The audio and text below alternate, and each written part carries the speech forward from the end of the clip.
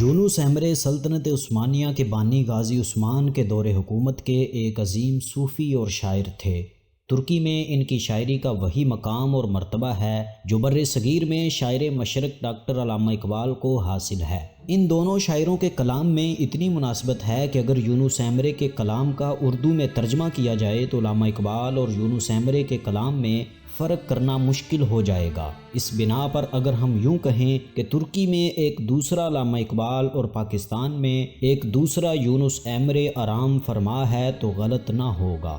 ترک قوم کے دلوں میں یونس ایمرے کے مقام اور مرتبے کا اندازہ آپ اس بات سے لگا سکتے ہیں کہ ترکی میں یونس ایمرے مدفون تو صرف ایک جگہ ہیں، لیکن آپ کے علامتی مزار سینکڑوں جگہوں پر بنائے جا چکے ہیں، جن پر وہاں کے لوگ بڑے جوش اور جذبے سے جاتے ہیں اور اپنے اس عظیم صوفی بزرگ کو خراج عقیدت پیش کرتے ہیں۔ یونس ایمرے کی زندگی اور شخصیت کے بارے میں ہمارے پاس معلومات انتہائی محدود ہیں، لیکن یہ بات یقینی ہے کہ آپ نے 80 سال کے قریب عمر گزاری۔ آپ 1240 میں کرامان نامی ایک قصبے میں پیدا ہوئے اور 1320 میں آپ کی وفات ہوئی۔ آپ نے کونیا کے مشہور و معروف درسگاہ جامع کاراتائی میں مختلف علوم حاصل کیے، جن میں علم تفسیر، علم حدیث، علم فقہ، فلسفہ اور منطق کے ساتھ ساتھ عربی اور فارسی زبان پر مکمل عبور حاصل کیا۔ تعلیم و تربیت مکمل ہونے کے بعد یونس ایمرے کو قاضی کے عہدے پر فائز کر دیا گیا۔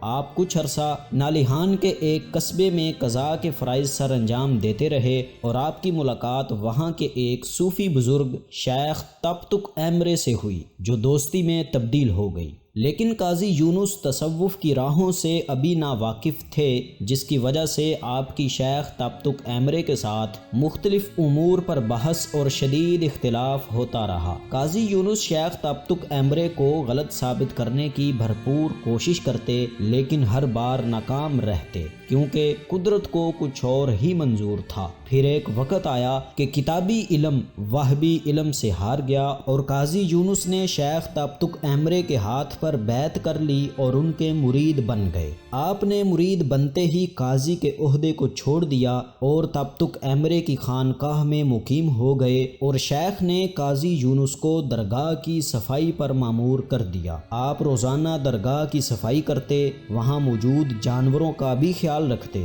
درگاہ کے لیے لکڑیاں کاٹ کر لاتے اور شہر نالیہان جہاں آپ قاضی کا لباس پہن کر اپنے سپاہیوں کے ساتھ پورے روب اور دبدبے سے گردش کرتے تھے، اب اسی شہر میں فقیرانہ لباس پہن کر مشکیزہ اٹھا کر سارا دن لوگوں کو پانی پلاتے اور شہر کے وہ لوگ جو آپ کو قاضی یونس کہتے تھے اب صرف یونس اور درویش یونس کہنے لگے۔ آپ پلاتے تو پانی تھے، کاٹتے تو لکڑیاں تھے، لیکن آپ کے لیے معرفت کی راہیں ایسے روشن ہو رہی تھیں جو شاید قاضی بن کر آپ کو نصیب نہ ہوتی۔ پھر ایک وقت وہ آیا کہ یونس ایمرے اپنے روحانی مرشد کی طرح معرفت اور حقیقت کے بلند مرتبے پر جا پہنچے اور آپ کے شیخ نے آپ کو ایمرے کے لقب سے نواز دیا۔ گویا اب قاضی یونس ایمرے کے نام سے جانے جانے لگے اور آج بھی دنیا میں ان کو اسی نام سے جانا جاتا ہے۔ یونس ایمرے ایک ایسے مرد کامل اور عظیم شاعر تھے جنہوں نے اسلام اور اسلامی تصوف کی حقیقت کو نہ صرف پوری طرح سمجھا بلکہ پورے اخلاص کے ساتھ اس پر عمل کیا اور دوسروں کو بھی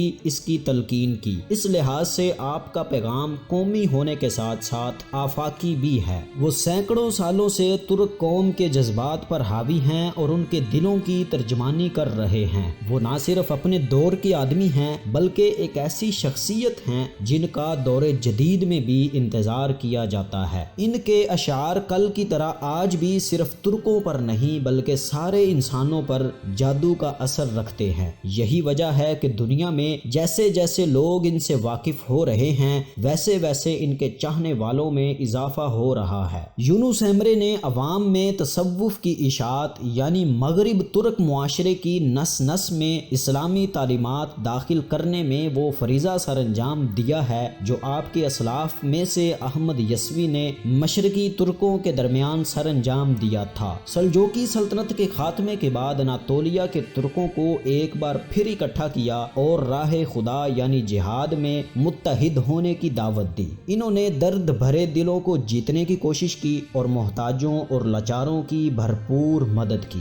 یونس ایمرے نے فارسی اور عربی کے ساتھ ساتھ ترک زبان کو پھیلانے میں بھرپور کردار ادا کیا۔ انہوں نے اپنی تعلیمات آگے بڑھانے کے لیے ترک ادب کو اختیار کیا۔ اس طرح انہوں نے شعر و ادب میں ترک شاعری کا ایک نیا باب شامل کیا جسے ہم ترک صوفیانہ شاعری کہتے ہیں۔ یونس ایمرے کا یہ کمال ہے کہ انہوں نے ترک زبان کو ایسے فن اور ہنر مندی کے ساتھ استعمال کیا کہ ترکی زبان یونس ایمرے کے ہاتھوں ایک بہترین شکل اختیار کر گئی اور زندہ جاوید بن گئی۔ کرمان کے قصبہ سے طلوع ہونے والا علم و عشق کا یہ سمندر 1320 عیسوی میں ہمیشہ کے لیے غروب ہو گیا۔ آپ کا مزار ترکی کے ایک گاؤں ساری کوے میں موجود ہے جو سالوں سے مرکز تجلیات بنا ہوا ہے۔ یہاں ایک یادگار بھی قائم کی گئی ہے جس کا افتتاح 6 مئی 1949 کو باقاعدہ طور پر کیا گیا۔ یونس ایمرے کا مزار جہاں بھی واقع ہو لیکن ترک لوگ ان کو ہمیشہ اپنے قریب سمجھتے ہیں اور اپنے دلوں میں بسائے ہوئے ہیں۔ ترک قوم بلا شبہ اپنے آپ پر یہ فخر کرتی ہے کہ اللہ تعالیٰ نے ان میں اس عظیم شخصیت کو پیدا کیا۔